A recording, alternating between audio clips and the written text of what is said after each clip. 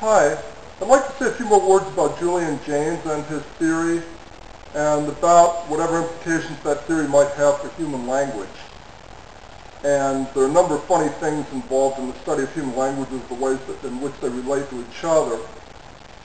I mean, the whole world knows that the theory of evolution doesn't really work for animals. It turns out it doesn't work for human languages any better. If you were to believe that human languages had evolved, then you've got a number of problems. The biggest of which, in my thinking, is the Indo-European Semitic divide.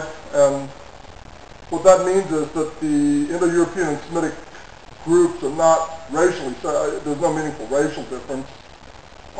It's not possible to believe they could have split up any more than 4,000 or 5,000 years ago, and yet the languages aren't related at all.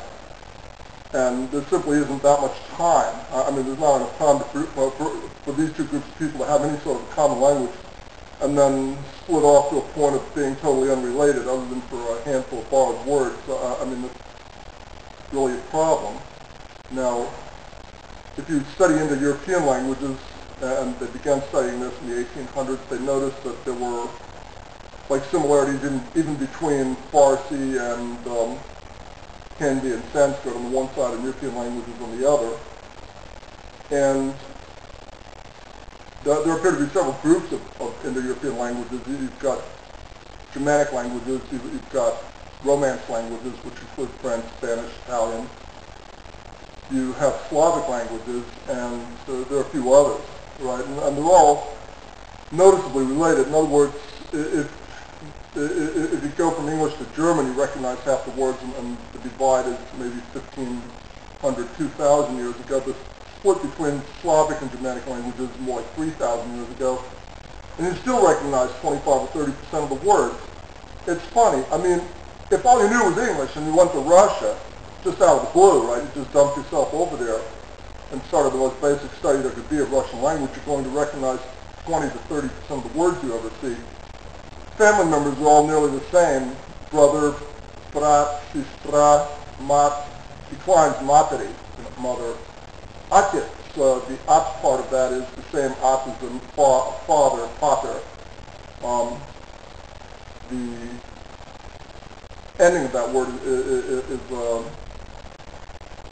what do you call that, a suffix, right? It's a common sort of a thing in Russian language. I mean, the basic part of the word is the same in Russian and English.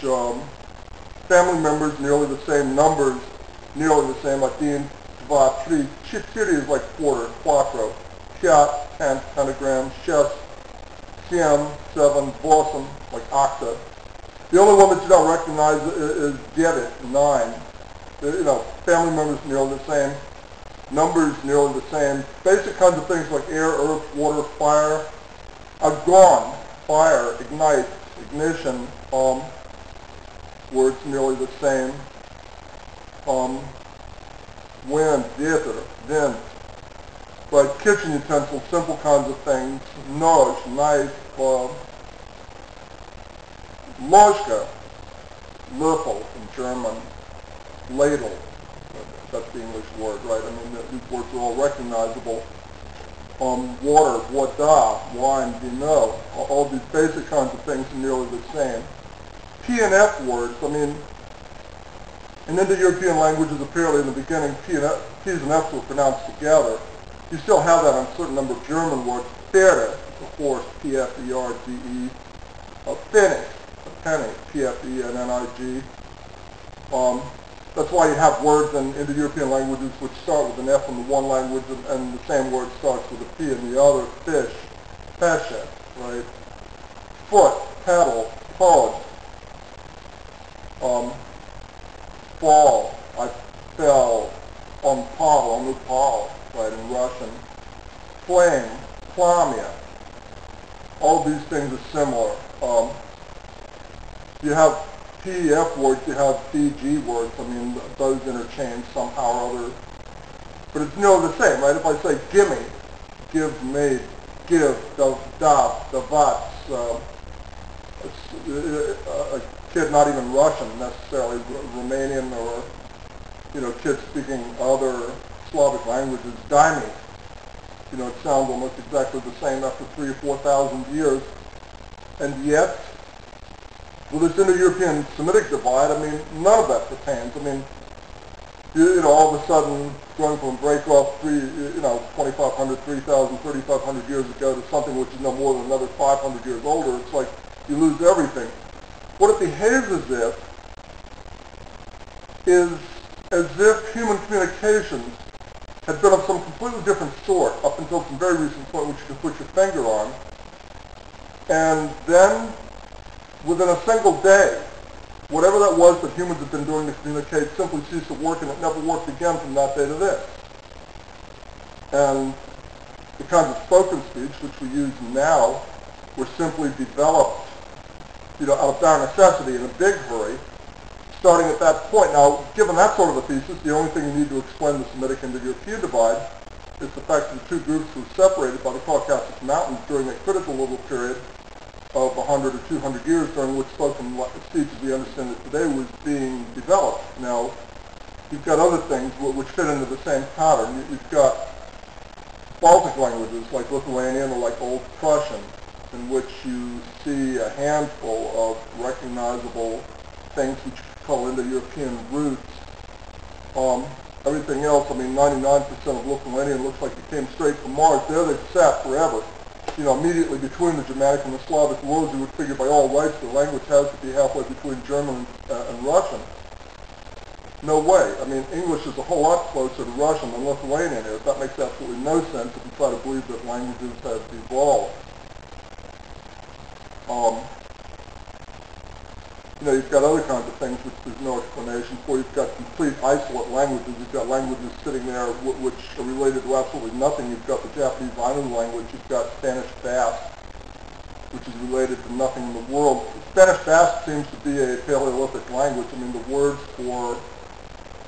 The words for knife or axe or any kind of a thing that you cut something with are basically derived from the word that you would use for a stone or a rock of some sort.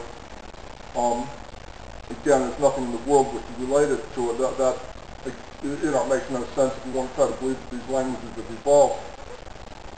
Nobody that I've ever read basically believes that modern man has been on this planet for more than about 30, 40,000 years tops. Right? There just isn't enough time to produce these kinds of divisions that you see in our languages. Again, what it behaves as if is, as if human communications were of some different sort up until some recent point. You have the story in the Bible which says that on a given day, on a given day, the Lord destroyed the Tower of Babel and split the languages of the human race. And there's a mistranslation in that story. The way you read this in all of the Bibles, which I'm aware of, Martin Luther's Bible, the Russian Bible, the King James, says that, the world was of one language, one speech. I've had Hebrew scholars tell me that that isn't the case, that the real translation for that piece of the Bible should be that the world was of one language, few words. In other words, you had a very, very small system of spoken signals, verbal signals, which were used for ritualistic purposes or whatever before the flood. And, but that wasn't it. This was not being used as a general system of communications before the flood. This apparently is what was seized upon as something from which to build a system of speech and communications after the flood. Right? Before the flood, it appears as if human communications were telepathic in nature, which didn't involve spoken speech, and that this thing which Julian Jaynes describes is the basis for human communications prior to the flood and prior to the incident which you associate with the Tower of Babel and the story about the Tower of Babel. Okay, that seems to be what Julian Jaynes has to say about human speech and human communications. It appears as if this thing that Jaynes describes, this right brain analog to the speech center and the bridge crossover between the two, apparently indicates that the human mind and brain were hardwired for a very complex form of communications originally. There was something fabulous sitting there before the flood and before the Tower of Babel and the incident associated with it. In other words, what he's describing is a kind of a radio receiver or something like that.